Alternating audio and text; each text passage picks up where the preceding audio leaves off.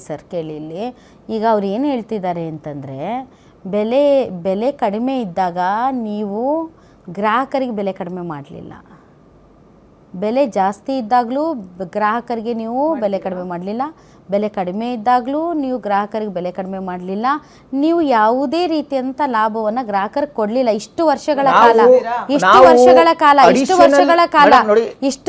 ಕಾಲ ನೀವು ಕೊಡಲಿಲ್ಲ.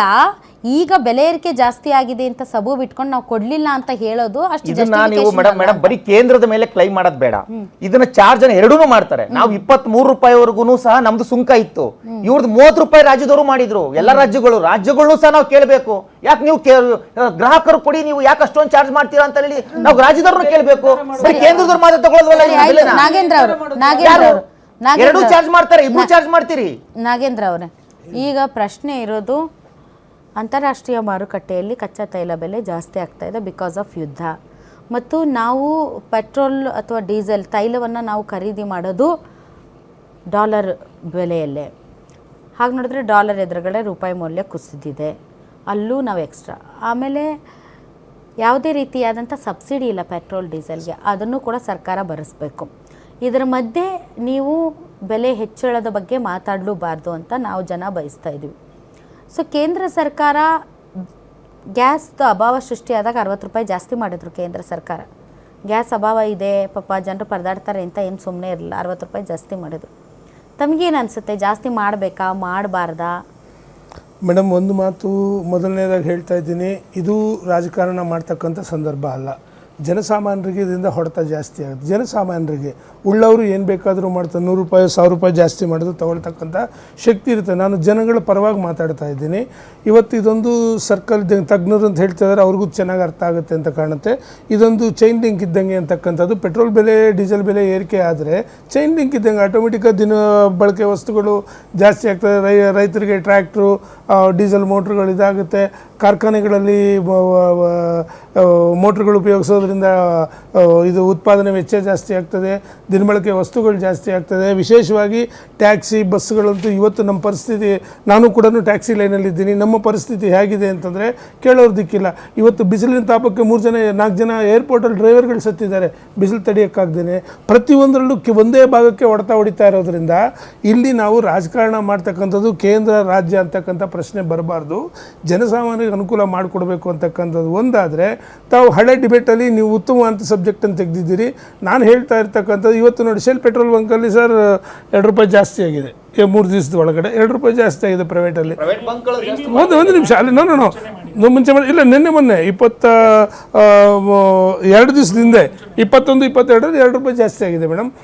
1 ಪೈಸೆ ಜಾಸ್ತಿ ಆದರೂ ಕೂಡ ಸಾವಿರಾರು ಕೋಟಿ ರೂಪಾಯಿ ವ್ಯತ್ಯಾಸ ಬರ್ತಕ್ಕಂಥ ಈ ಒಂದು ವಿಚಾರದಲ್ಲಿ ಇವತ್ತಿರ್ತಕ್ಕಂಥ ಬೆಲೆಗಳಲ್ಲಿ ಟ್ಯಾಕ್ಸಿ ಡ್ರೈವರ್ಗಳು ಯಾವ ರೀತಿ ಬದುಕಬೇಕು, ಜೀವನ ಮಾಡಬೇಕು, ಪ್ರತಿಯೊಬ್ಬರ ಹತ್ರ ಜಗಳ ಆಡಬೇಕು, ದಿನನಿತ್ಯ ಬಳಕೆ ವಸ್ತುಗಳ ಹತ್ರ ಜಗಳ ಆಡಬೇಕು, ಏನಾದರೂ ಒಂದು ಪರ್ಚೇಸ್ ಮಾಡಬೇಕು ಅಂದರೆ ಜಗಳ ಆಡಬೇಕು. ಟ್ರಾನ್ಸ್ಪೋರ್ಟು ನಿಮಗೆ 2 ದಿನ ಉಡಿಸ್ಕೊಳ್ಳೋಕ್ಕಾಗದಿರೋಂಥ ಹಣ್ಣು, ತರಕಾರಿ, ಹೂವು ಇವೆಲ್ಲ ಕೂಡ ಏನಾದರೂ ನಾವು 1 ದಿನ ಲೇಟ್ ಆಯಿತು ಅಂದರೆ ಟೋಟಲ್ ಇದನ್ನೇ ಬಿಸಾಕಬೇಕಾಗುತ್ತೆ.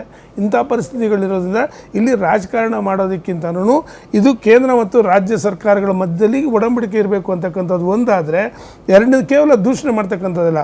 ನಾನು ಕಳೆದ ಬಾರಿ ಇದೇ ವಿಚಾರ ತಾವು ಮಾತಾಡಿದಂಥ ಸಂದರ್ಭದಲ್ಲಿ ಪರ್ಯಾಯ ಮಾರ್ಗಗಳನ್ನ ನಾವು ಹುಡುಕಬೇಕಾಗುತ್ತೆ. ಯಾಕೆ ಅಂತಂದರೆ ಇವತ್ತು ಈ ಯುದ್ಧ ಒಂದು ರೀತಿ ಯಾಕೆ ಬಂದಿದೆಯೋ ಗೊತ್ತಿಲ್ಲ.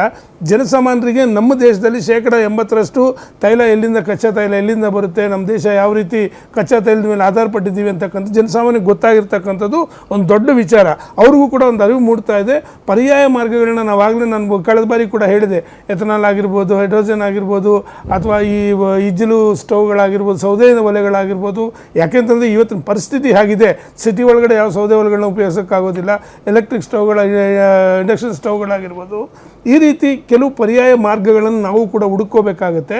ಆದರೆ ಕೇಂದ್ರ ಸರ್ಕಾರ ಇವತ್ತು ಬೇರೆ ದೇಶಗಳಿಗೆ ನಾವು ಏನಾದರೂ ಅಂತಾರಾಷ್ಟ್ರೀಯ ಮಟ್ಟದಲ್ಲಿ ಬೇರೆ ದೇಶಗಳಿಗೆ ಏನಾದರೂ ಹೋಲಿಕೆ ಮಾಡೋದಾದರೆ, ಭಾರತ ಹೆಚ್ಚು ಕಡಿಮೆ ಎಲ್ಲದಕ್ಕಿಂತ ಅತಿ ಕಡಿಮೆ ವ್ಯತ್ಯಾಸದಲ್ಲಿ ಇವತ್ತು ಜನಗಳಿಗೆ ಅನ್ಸುತ್ತೆ ಅಂದರೆ ಸರ್, ಯಾಕೆ ನಿಮ್ಗೆ ಹಂಗೆ ಅನ್ಸುತ್ತೆ ಅಂದರೆ, ಅಂತಾರಾಷ್ಟ್ರೀಯ ಮಾರುಕಟ್ಟೆಯಲ್ಲಿ ಕಚ್ಚಾ ತೈಲ ಬೆಲೆ ಕಡಿಮೆ ಇದ್ದಾಗ ಪ್ರತಿ ದೇಶಗಳು ತಮ್ಮ ಗ್ರಾಹಕರುಗಳಿಗೆ ಕಡಿಮೆ ಬೆಲೆನೇ ಕೊಟ್ಟಿವೆ. ಆದರೆ ನಮ್ಮಲ್ಲಿ ಕಡಿಮೆ ಮಾಡಿಲ್ಲ. ಹೀಗಾಗಿ ಅಂತಾರಾಷ್ಟ್ರೀಯ ಮಾರುಕಟ್ಟೆಯಲ್ಲಿ ಬೆಲೆ ಜಾಸ್ತಿ ಆದಾಗ ಅವರು ಗ್ರಾಹಕರಿಗೂ ಕೂಡ ಬೆಲೆ ಜಾಸ್ತಿ ಮಾಡಿದ್ದಾರೆ. ನಮ್ಮಲ್ಲಿ ಏನು ಅಂತಂದ್ರೆ ನಮಗೆ ಅಂತಾರಾಷ್ಟ್ರೀಯ ಮಾರುಕಟ್ಟೆಯಲ್ಲಿ ಕಚ್ಚಾ ತೈಲ ಬೆಲೆ ಕಡಿಮೆ ಇದ್ದಾಗ ನಾವು ಕಡಿಮೆ ಮಾಡಲಿಲ್ಲ, ಅಷ್ಟೇ ಇತ್ತು. ಈಗ ಅಲ್ಲಿ ಜಾಸ್ತಿ ಆಗಿರೋದಕ್ಕೆ ಮತ್ತೆ ನಾವಿಲ್ಲಿ ಜಾಸ್ತಿ ಮಾಡಿದ್ರೆ ಕಂಪ್ಯಾರಿಸನ್ ಅಲ್ಲಿ ಅವ್ರು ತುಂಬಾ ಜಾಸ್ತಿ ಮಾಡಿದ್ರೆ ನಾವು ಸ್ವಲ್ಪ ಕಡಿಮೆ ಮಾಡಿದೀವಿ ಅಂತ ಅನ್ಸುತ್ತೆ. ವೆರಾಸ್ ನಮ್ದು ಮೊದಲೇ ಜಾಸ್ತಿ ಇತ್ತು, ಅವ್ರು ಮೊದಲೇ ಕಡಿಮೆ ಇತ್ತು, ನಮ್ದು ಮೊದಲೇ ಜಾಸ್ತಿ ಇತ್ತು. ಕೇಂದ್ರ ಸರ್ಕಾರದ ಪಾಲು ಯಾವಾಗಲೂ 21 ದಿಲೀಪ್, ನಾನ್ ಮಾತಾಡ್ತಾ ಇರೋದು ರಾಜ್ಯ ಮತ್ತು ಕೇಂದ್ರ ಅಲ್ಲ. ನಾವು ಪಾಲಿನ ಬಗ್ಗೆ ಮಾತಾಡ್ತಾ ಒಂದ್ ನಿಮಿಷ, ನೀವು ಅದನ್ನ ಹೇಳ್ಬೇಡಿ. ನಾವು ಮಾತಾಡ್ತಿರೋದೇನು ಅಂತಾರಾಷ್ಟ್ರೀಯ ಮಾರುಕಟ್ಟೆಯಲ್ಲಿ ಕಚ್ಚಾ ತೈಲ ಬೆಲೆ ಕಡಿಮೆ ಇದ್ದಾಗ ನೀವು ಅದರ ಒಂದು ಲಾಭವನ್ನ ಗ್ರಾಹಕರಿಗೆ ಕೊಡ್ಬೇಕು. ರಾಜ್ಯ ಸರ್ಕಾರನು ಪ್ರಶ್ನೆ ಮಾಡಬೇಕು. ನಿಮಿಷ ರೀ, ನೀವು ರಾಜ್ಯ ಸರ್ಕಾರ ಎಲ್ಲಿಂದ ಬರ್ತದೆ? ರಾಜ್ಯ ಸರ್ಕಾರ ಒಂದ್ ನಿಮಿಷ ಕೇಳ್ರಿ, ನೀವು ಏನೇನೋ ಮಾತಾಡ್ಬೇಡಿ ದಿಲೀಪ್. ನಾನು ಹೇಳಿದ್ ನಿಮ್ಗೆ ಅರ್ಥ ಆಗ್ತಿದ್ಯಾ? ನಾನು ಹೇಳಿ ಯಾವುದೇ 1 ಲೀಟರ್ ಪೆಟ್ರೋಲ್ ಮೇಲೆ ದಿಲೀಪ್ ಒಂದ್ ನಿಮಿಷ ತಡ್ರಿ, ಅದಲ್ಲ ನಾನು ಟ್ಯಾಕ್ಸೇಷನ್ ಮಾತಾಡ್ತಾ ಇಲ್ಲ, ನಾನು ಅದನ್ನ ಮಾತಾಡ್ತಾ ಇಲ್ಲ, ಅದಲ್ಲ ನಾನು ಹೇಳ್ತಾ ಇರೋದು. ನಾನು ಹೇಳ್ತಿರೋದೇನು, ಕಚ್ಚಾ ತೈಲ ಬೆಲೆ ಅಂತಾರಾಷ್ಟ್ರೀಯ ಮಾರುಕಟ್ಟೆಯಲ್ಲಿ ಕಡಿಮೆ ಆದಾಗ ಅದರ ಲಾಭವನ್ನ ಗ್ರಾಹಕರಿಗೆ ಪಾಸ್ ಮಾಡ್ಲಿಲ್ಲ. ಕೇಳಿಸ್ಕೊಳ್ಳಿ, ಅಯ್ಯ ಸರ್ ನಿಮ್ಗೆ ಗೊತ್ತಿಲ್ಲ ಅಂದ್ರೆ ಸುಮ್ಮನೆ